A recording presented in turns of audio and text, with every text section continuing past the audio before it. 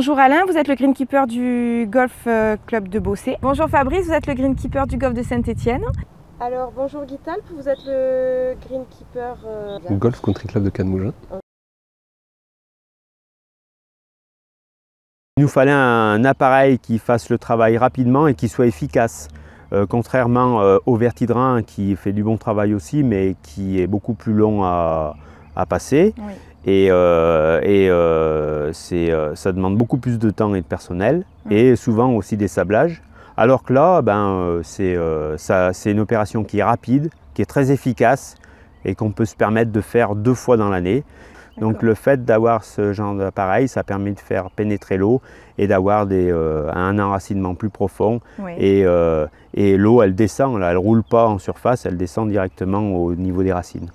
Donc c'est vrai que c'est pareil, on a des substrats donc, qui sont assez argileux et le but c'était d'arriver à améliorer la percolation de l'eau et donc on l'a utilisé sur les greens. C'est pas toujours évident parce qu'on a des greens très modelés, mais ça apporte vraiment une bonne infiltration de l'eau dans les couches profondes.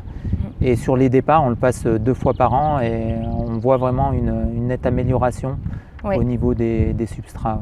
D'accord. On a acheté un Shockwave et là ça nous permet effectivement de passer sur cette roche calcaire et d'arriver à la casser un petit peu parce que d'année en année on arrive à baisser la profondeur de travail. On a de très bons retours parce qu'on a notre tapis qui est de plus en plus dense et de plus en plus joli. Il y a des fairways, on n'a pratiquement plus besoin de fertiliser.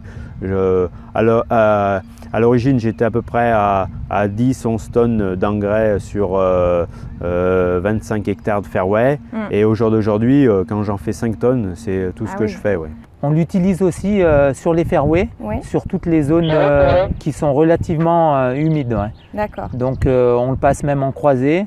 On avait aussi pris l'option des écarteurs de fente et sur certains endroits, les flashs au milieu des fairways, on utilise cette machine et on rajoute soit un gravier assez fin ou alors un petit peu de pouzzolane. D'accord.